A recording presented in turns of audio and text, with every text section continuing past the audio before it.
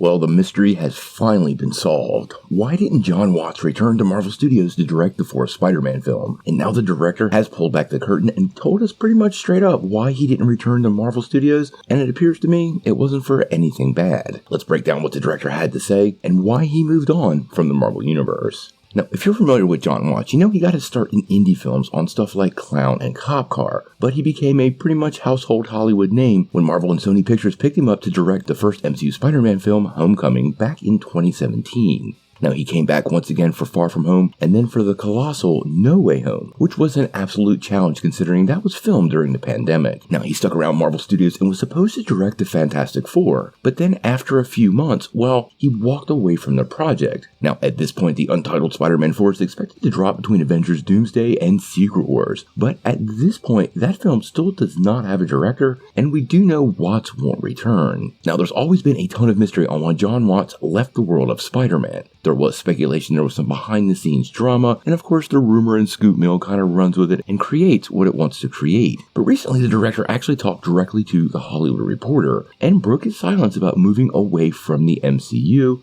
and it sounds like, well, it was simply expectations. He said, "That was such a specific moment in time, and the reaction to that movie was so unbelievable. It's never going to be like this ever again." Now, when you listen to that quote, it's pretty easy to figure out why he's probably not returning. Spider-Man No Way Home was a massive success, breaking the $2 billion mark and hitting an absolute home run for many fans. I'm pretty sure with each project, the internal discussions and hype levels, and most importantly, expectations increase. And after hitting a home run like No Way Home, I can totally understand why Watts would feel pretty uncomfortable with trying to meet or beat his previous success at Marvel Studios. Now, he did work on Star Wars Skeleton Crew and is focused on his current project, Wolves, an action comedy starring George Clooney and Brad Pitt. And it appears at this point he's kind of enjoying the creative freedom he has outside of the MCU. In that same interview, he did talk a little bit about this, saying that he wanted really to focus on his own creations, and even though playing in the world of Marvel and he had full creative control of his films, characters like Spider-Man are always going to belong to Stan Lee and Steve Ditko. His current project, Wolf, is all his, and based on what he's had to say recently, it seems like, well, that's what he wants to do, and this is pretty normal for directors once they've established themselves as a pretty surefire success.